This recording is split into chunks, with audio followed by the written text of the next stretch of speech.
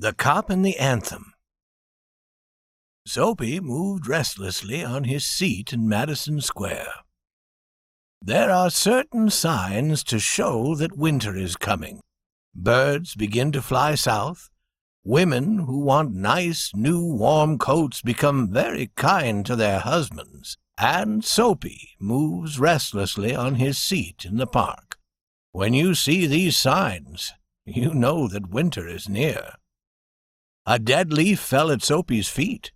That was a special sign for him that winter was coming. It was time for all who lived in Madison Square to prepare. Soapy's mind now realized the fact. The time had come. He had to find some way to take care of himself during the cold weather, and therefore he moved restlessly on his seat. Soapy's hopes for the winter were not very high. He was not thinking of sailing away on a ship. He was not thinking of southern skies or the Bay of Naples. 3 months in the prison on Blackwell's Island was what he wanted. 3 months of food every day and a bed every night. 3 months safe from the cold north wind and safe from cops.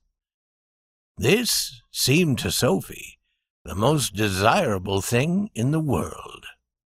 For years, Blackwell's Island had been his winter home. Richer New Yorkers made their large plans to go to Florida or to the shore of the Mediterranean Sea each winter. Soapy made his small plans for going to the island. And now the time had come. 3 big newspapers, some under his coat and some over his legs, had not kept him warm during the night in the park. So Soapy was thinking of the island. There were places in the city where he could go and ask for food and a bed. These would be given to him. He could move from one building to another, and he would be taken care of through the winter. But he liked Blackwell's Island better. Soapy's spirit was proud. If he went to any of these places, there were certain things he had to do. In one way or another, he would have to pay for what they gave him. They would not ask him for money, but they would make him wash his whole body. They would make him answer questions. They would want to know everything about his life. No, prison was better than that. The prison had rules that he would have to follow, but in prison a gentleman's own life was still his own life. Soapy, having decided to go to the island, at once began to move toward his desire. There were many easy ways of doing this. The most pleasant way was to go and have a good dinner at some fine restaurant. Then he would say that he had no money to pay, and then a cop would be called. It would all be done very quietly. The cop would arrest him, he would be taken to a judge, the judge would do the rest. Soapy left his seat and walked out of Madison Square to the place where the great street called Broadway and Fifth Avenue meet. He went across this wide space and started north on Broadway. He stopped at a large and brightly lighted restaurant. This was where the best food and the best people in the best clothes appeared every evening. Soapy believed that above his legs he looked all right. His face was clean, his coat was good enough. If he could get to a table, he believed that success would be his. The part of him that would be seen above the table would look all right. The waiter would bring him what he asked for. He began thinking of what he would like to eat. In his mind he could see the whole dinner. The cost would not be too high.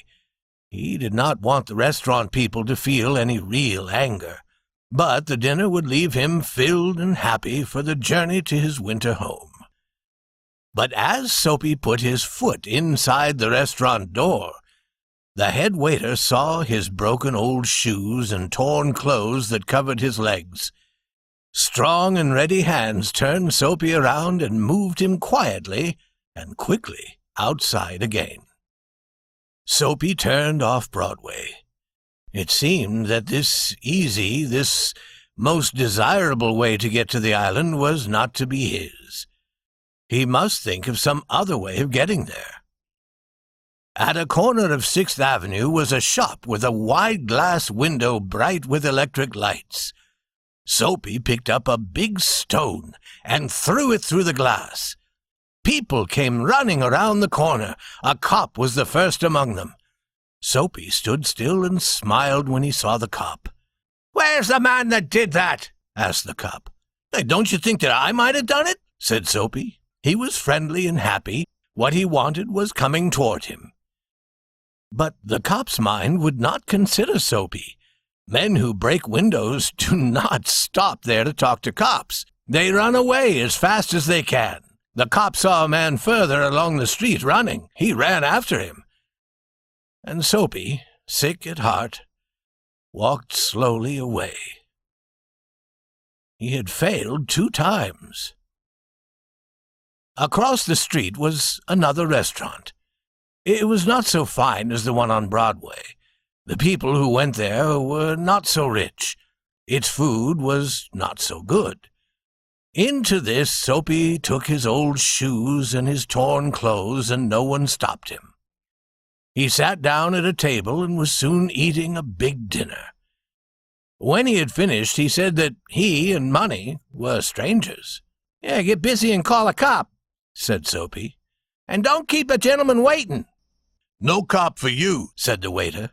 He called another waiter. The 2 waiters threw Soapy upon his left ear on the hard street outside.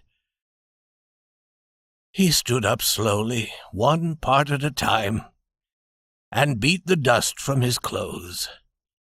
Prison seemed only a happy dream. The island seemed very far away. A cop who was standing near laughed and walked away.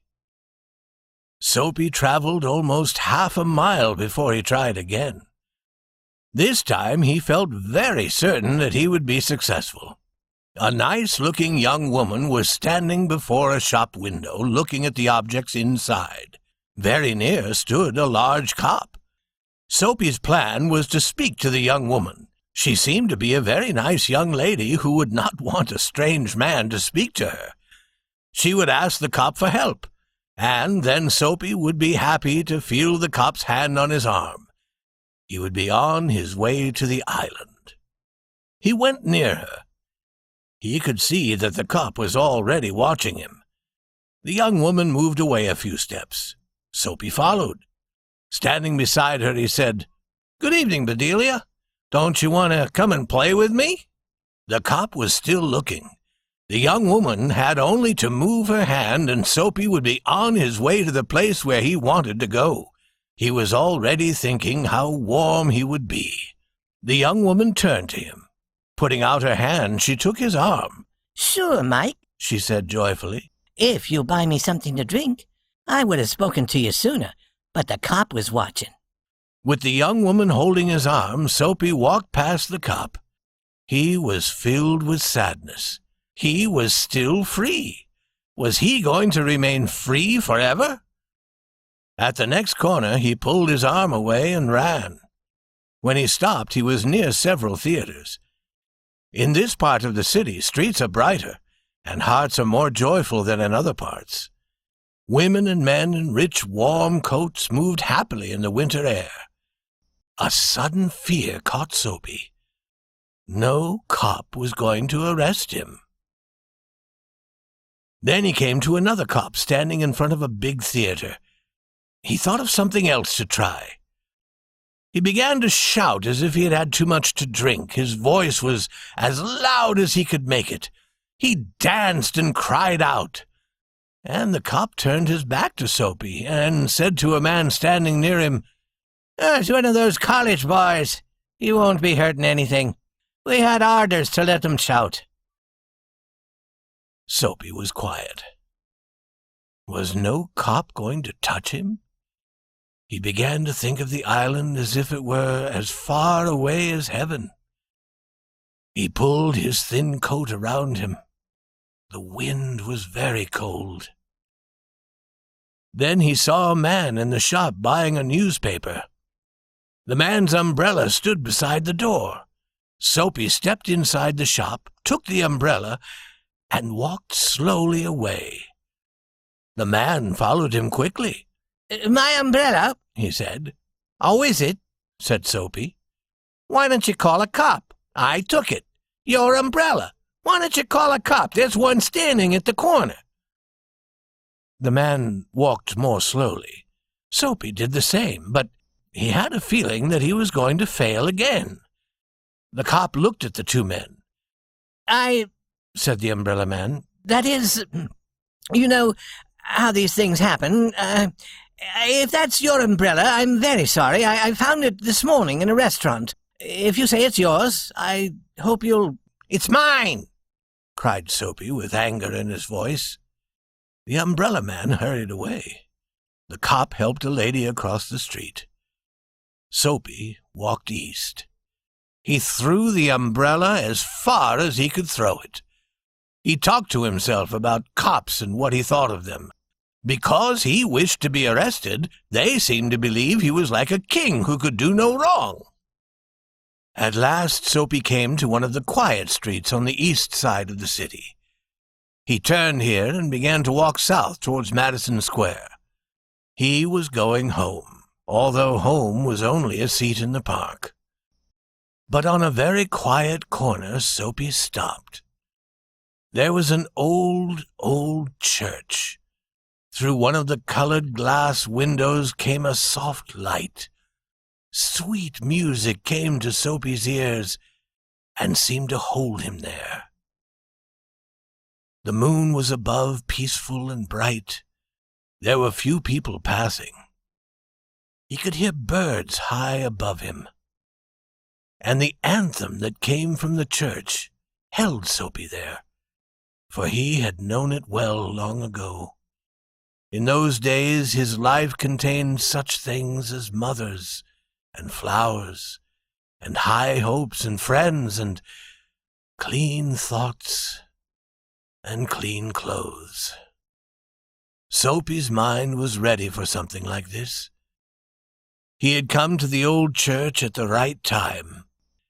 There was a sudden and wonderful change in his soul. He saw with sick fear how he had fallen. He saw his worthless days, his wrong desires, his dead hopes, his lost power of his mind. And also in a moment, his heart answered this change in his soul. He would fight to change his life. He would pull himself up out of the mud. He would make a man of himself again. There was time. He was young enough. He would find his old purpose in life and follow it. That sweet music had changed him. Tomorrow he would find work. A man had once offered him a job. He would find that man tomorrow. He would be somebody in the world. Soapy felt a hand on his arm. He looked quickly around into the broad face of a cop. "What are you doing hanging around here?" asked the cop. "Nothing," said Soapy. "You think I believe that?" said the cop. Full of his new strength, Soapy began to argue. And it is not wise to argue with a New York cop. "Come along," said the cop. 3 months on the island," said the judge to Soapy the next morning.